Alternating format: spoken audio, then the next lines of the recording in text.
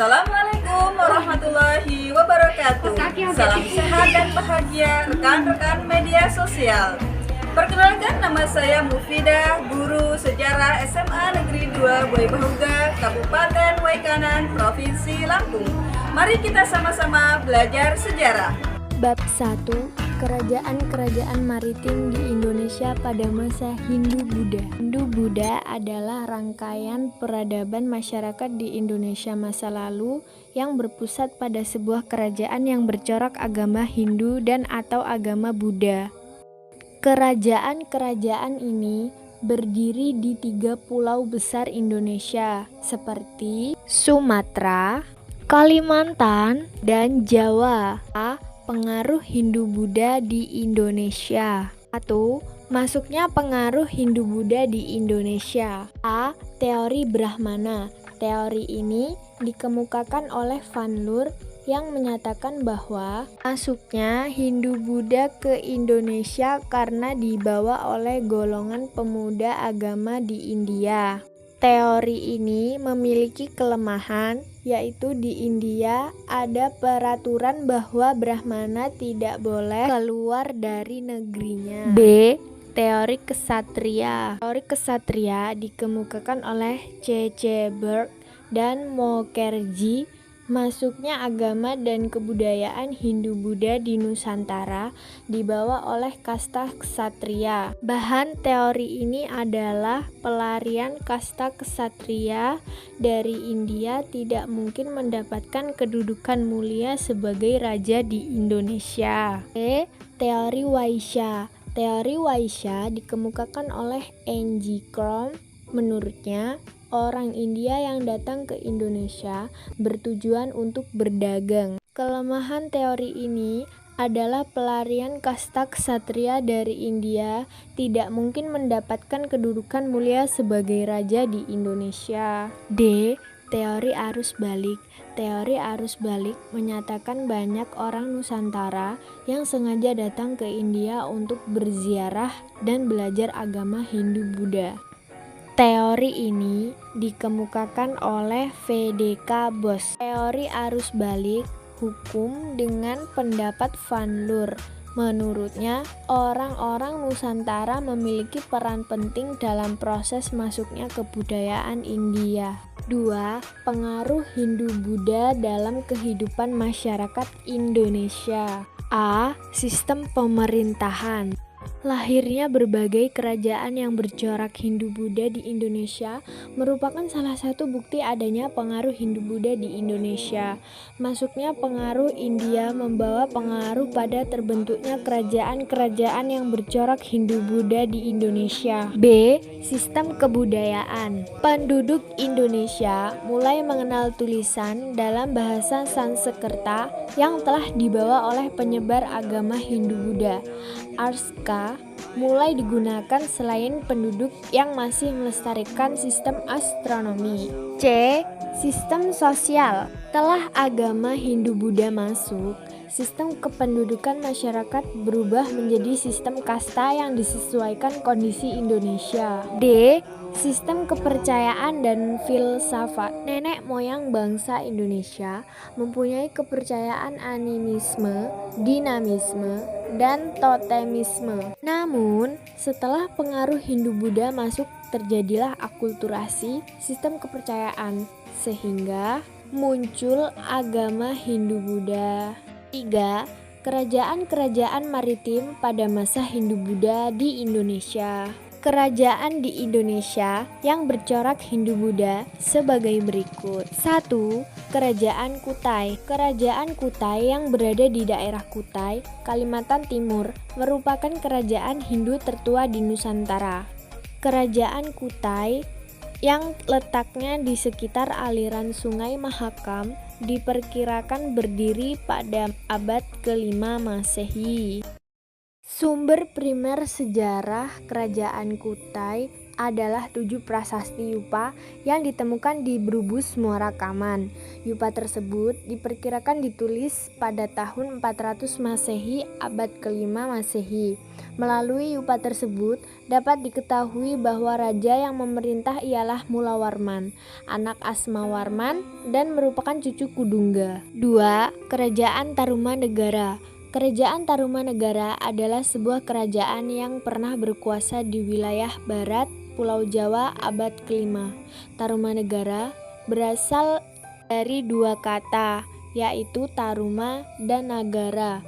Nagara memiliki arti kerajaan atau negara, sementara Taruma atau Nila diambil dari nama Sungai Citarum yang membelah Jawa Barat. Negara berada di tepi Sungai Citarum.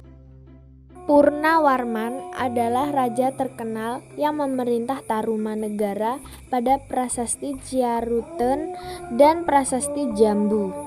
Terdapat gambar kaki yang diduga oleh milik Purnawarman, Raja Tarumanegara. Prasasti Kebon Kopi terdapat pada gambar telapak kaki gajah yang disamakan telapak kaki gajah Airawata, tunggangan Dewa Wisnu. 3. Kerajaan Kalingga. Kerajaan Holing diperkirakan berdiri pada abad ke-7 sampai dengan abad ke-9 Masehi.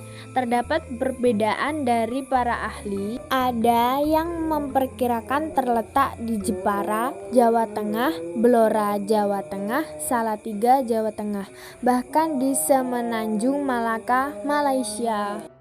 Sumber sejarah yang menyatakan keberadaan kerajaan Holing hanyalah berasal dari berita Tiongkok. Dalam berita Tiongkok, zaman pemerintahan Raja Tang 681 sampai 906 disebut nama kerajaan Kalingga atau Holing. Kerajaan Kalingga, masa kejayaan pada masa pemerintahan Ratu Sima. Ratu Sima digambarkan sebagai wanita pemimpin wanita yang tegas. Kerajaan Kalingga mengalami kemunduran kemungkinan akibat serangan Sriwijaya yang menguasai perdagangan. 4. Kerajaan Mataram Kuno. Kerajaan Mataram Kuno adalah kerajaan Hindu-Buddha yang berdiri di Jawa Tengah bagian selatan abad ke-8. Letak kerajaan Mataram Kuno diperkirakan terletak di bumi Mataram. Dari prasasti Canggal yang berangkat tahun 732 Masehi. Kerajaan Mataram kuno adalah Raja Sanjaya yang berkuasa antara 732 sampai 760 Masehi. Kerajaan Sriwijaya. Kerajaan Sriwijaya adalah salah satu kerajaan besar di Pulau Sumatera yang berhasil membawa kejayaan bagi bangsa Indonesia di masa lalu. Kerajaan Sriwijaya didirikan oleh Dapunta yang Srijayanasa pada abad ke-7. Letak kerajaan ini terletak di tepi Sungai Musi di daerah Palembang, Sumatera Selatan. 6. Kerajaan Medang Kamulan. Kerajaan Medang Kamulan dapat disebut sebagai penerus Kerajaan Mataram kuno yang terletak di muara Sungai Berantas di Jawa Timur. Kerajaan ini dibangun oleh Empu Sindok. Empu Sindok mendirikan sebuah dinasti baru yang bernama Isyana atau prasasti pucangan raja-raja yang memerintah Medang Kamulan setelah Empu Sindok berturut-turut adalah Sri Isyana Tunggawijaya, Makutawang Sawardana, Dharmawangsa, dan Airlangga. Raja Dharmawangsa berupaya menguasai kerajaan Sriwijaya tetapi gagal. 7. Kerajaan Kediri. Kerajaan Panjalu atau Kediri merupakan kelanjutan kerajaan Kahuripan atau Airlangga. Raja-raja yang pernah berkuasa di kerajaan Kediri adalah 1. Raja Bameswara 1117 sampai 1130 Masehi. 2.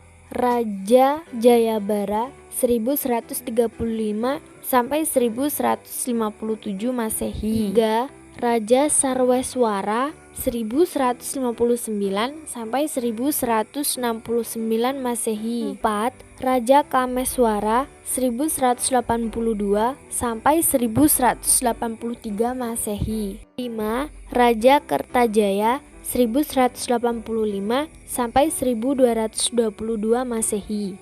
8. Kerajaan Singasari. Kerajaan Singasari merupakan kerajaan Hindu yang berdiri pada tahun 1222 Masehi.